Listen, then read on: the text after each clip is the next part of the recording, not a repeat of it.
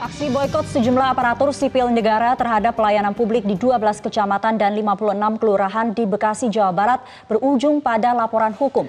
Pejabat Wali Kota Bekasi Rudi Gandakusumah melaporkan mantan Sekretaris Daerah Kota Bekasi Rayendra Sukarmaji ke Bareskrim Mabes Polri atas tuduhan penghasutan ASN. Keputusan pejabat PJ Wali Kota Bekasi Rudi Gandakusumah melaporkan mantan Sekda Kota Bekasi Rayendra Sukarmaji ke Bareskrim Metro Jaya Senin 30 Juli 2018 dilandasi dengan bukti screenshot WhatsApp terkait dugaan penghasutan ASN. Menurut Rudi, Rayendra mengirimkan pesan melalui aplikasi WhatsApp kepada pimpinan Satuan Kerja Perangkat Daerah Kota Bekasi untuk tidak melaksanakan pelayanan publik. Awalnya laporan ini nggak saya akan lakukan. Kalau saya lakukan ketika itu kan screenshot itu terjadi per akhir Mei, karena pertimbangannya pilkada serentak. Namun dikira saya kan terhenti, tidak ada masalah apapun. Puncak-puncaknya Jumat kemarin kaitan dengan terjadinya penghentian pelayanan terhadap masyarakat. Ini sangat berbahaya. Konflik antara PJ Wali Kota Bekasi Rudi Gandakusumah dan mantan Sekda Kota Bekasi Rayendra sebenarnya sudah tercium oleh Ombudsman RI. Ketua Ombudsman RI Perwakilan Jakarta Raya Teguh Nugroho mengatakan pihaknya akan melakukan pemanggilan terhadap seluruh pejabat terkait untuk menyelesaikan aksi boikot sejumlah ASN Kota Bekasi itu. Ada beberapa temuan kami, misalkan saja bahwa mereka mengatakan mereka tidak bisa memberikan pelayanan karena sistem offline. Yang kedua itu terjadi konflik antara PJ Wali Kota dengan Sekda. Tapi nanti kita akan periksa lagi, kami akan periksa pihak-pihak terkait dan kemudian kami akan memanggil lagi pihak-pihak terkait yang kami duga menyebabkan penghentian layanan publik itu ke Jakarta. Sementara menanggapi aksi boikot sejumlah ASN di Kota Bekasi, Kementerian Dalam Negeri memastikan akan memberikan sanksi bagi dalang aksi tersebut. Sanksi yang bersangkutan kan akan menghadirkan nanti ada pensiun ya, mendapatkan pensiun. Saya tidak tahu yang menjadi pejabat pembina kepegawaian untuk Kota Bekasi adalah wali kota.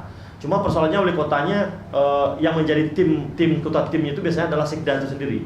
Tetapi ketika sekdanya terlibat di dalam konflik ini biasanya ditarik ke provinsi, ditarik provinsi. Selanjutnya provinsi lah nanti akan melakukan investigasi terkait sanksi apa. Sebelumnya aksi boikot sejumlah ASN di Kota Bekasi terhadap pelayanan publik terjadi pada Jumat 27 Juli 2018 dan Senin 30 Juli 2018. Sejumlah ASN Kota Bekasi beralasan penghentian layanan publik di hari itu terjadi akibat sistem yang offline. Tim Liputan Metro TV.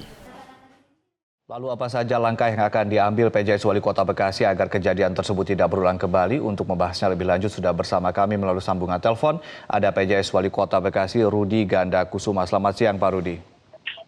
Selamat siang Kang Ade.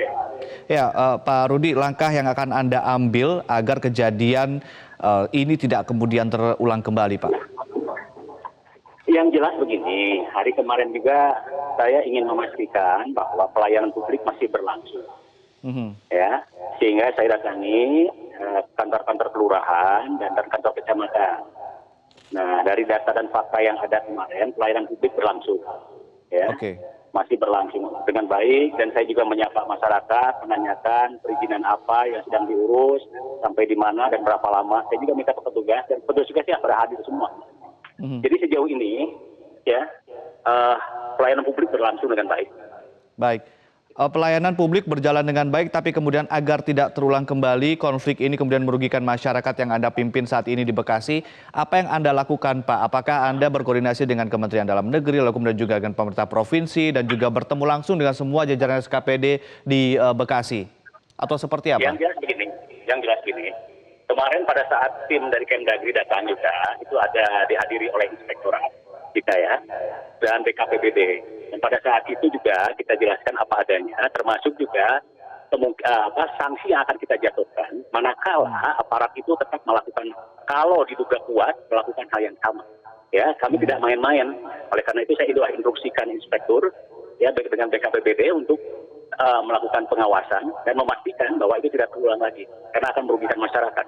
Selain itu juga sebagaimana diketahui, Ombudsman sudah turun ya. Nah, dengan turunnya Ombudsman tidak ada pilihan bagi aparatur untuk memastikan pelayanan publik tidak sebagaimana yang diduga. Ya, oleh karena kita buktikan bahwa kita melakukan pelayanan publik sebagaimana semestinya dalam kapasitas kita sebagai aparatur negara. Baik, Pak Rudi, kami dengar Anda saat ini sudah berada di Bandung untuk bertemu dengan Pak Gubernur. Apakah akan membahas masalah ini dan apa yang akan Anda sampaikan, Pak? Yang jelas, saya dipanggil oleh Pak Gubernur, namun demikian diterima oleh Pak Inspektur Provinsi Jawa Barat. Kebetulan Pak Gubernur sendiri sedang melaksanakan kegiatan di luar kota. Tapi pesan yang disampaikan itu secara umum saja, tidak spesifik masalah itu. Baik, Pak, boleh tahu tidak apa sebetulnya konflik yang terjadi antara Anda? Apakah betul Anda benar-benar ditolak atau ada penolakan besar terhadap kehadiran Anda sebagai PJS di sebagai wali kota Bekasi? Iya, ya saya ingin menjelaskan dari awal, Pak ya. Sebagaimana diketahui, SK saya kan diangkat oleh Mendagri. Ya, saya bertugas di Bekasi, ditetapkan jangka waktunya PJS per Februari sampai dengan bulan Maret, dan kemudian diperpanjang PJ sampai dengan direncanakan pelantikan 20 September. Untuk diketahui pada saat pelantikan saya, ya saya memang nggak dihadiri, baik oleh Sekda maupun kepala OPD. Ya, walaupun jadi pertanyaan, kenapa saya nggak dihadiri? Saya nggak tahu alasannya apa. Dan kemudian ketika saya bertugas relatif lebih cair, namun demikian muncullah yang kasus yang kita sebut dengan screenshot pengusiran itu. Ya, jadi menjadi pertanyaan saya, kan saya pejabat transisi sebetulnya yang melaksanakan tugas dengan batas waktu dan tidak ada kepentingan politik atau kepentingan ekonomi apapun, semata-mata hanya sebagai representasi dari pemerintah pusat atas usulan gubernur. Faktanya ya seperti yang sekarang berkembang. Berkaitan dengan screenshot pengusiran terhadap diri saya dengan alasan yang tidak jelas. Apakah Anda sudah berbincang dengan semua jajaran SKPD yang kemudian tersinyalir kuat melakukan boykot kemarin beberapa waktu lalu? Apakah sudah melakukan pertemuan dengan mereka-mereka ini? Yang jelas begini, ya pada saat apel awal dan kemudian saya juga sering memimpin apel, saya katakan dari awal tentang latar belakang penugasan saya, tentang keberadaan saya, dan mohon agar bisa kerjasama dengan saya dalam rangka untuk memastikan tugas saya selesai pada waktunya sebagai transisi. Itu sering saya sampaikan kepada rekan-rekan, dan tolong bantu saya dalam rangka untuk memastikan semua program yang semestinya berjalan, ya itu bisa berjalan. Apalagi kan saya dibebani memastikan anggaran murni 2018, perubahan anggaran 2019, dan anggaran murni 2019 gitu, Kang Ade. Baik, apakah kemudian mundur dari jabatan Anda menjadi salah satu alternatif keputusan Anda, Pak? Kalau misalnya ternyata aksi boykot ini terus berlanjut. Saya tidak dalam kapasitas mundur, saya dalam kapasitas menerima tugas. Ya, yang penting, yang pasti, saya siap apapun diputuskan oleh pimpinan. Namun demikian harus diperjelas alasan perubahan status saya misalkan ditarik, dan yang keduanya prosedurnya. Karena walaupun bagaimanapun saya ingin katakan tugas saya sudah selesai, pilkada serentak sudah selesai, netralitas PNS sudah selesai, pemerintahan berjalan, dan saya tidak cacat hukum, ya, tidak cacat hukum, tidak terlibat narkoba, tidak terlibat kasus hukum, tidak terlibat kasus korupsi. Nah, indikatornya apa? Kalau misalkan besok lusa saya diusulkan untuk diganti, bagi saya sebagai aparatur tunduk dan patuh. Tapi saya ingin katakan, ya saya berjuang dalam kapasitas saya dengan integritas ini juga nggak mudah. Jadi kalau misalkan pencopotan itu dasarnya nggak jelas, ya saya juga harus bertahan dengan hak saya dong. Gitu. Baik, Pak Rudi, kasus ini menjadi besar dan perhatian karena memang perlu diambil pelajaran untuk semua daerah-daerah yang lain begitu. Jangan sampai masyarakat dan juga rakyat yang menjadi korban. Apa jaminan dari Anda, Pak, sehingga nanti ke depannya tidak ada aksi seperti ini lagi, Pak?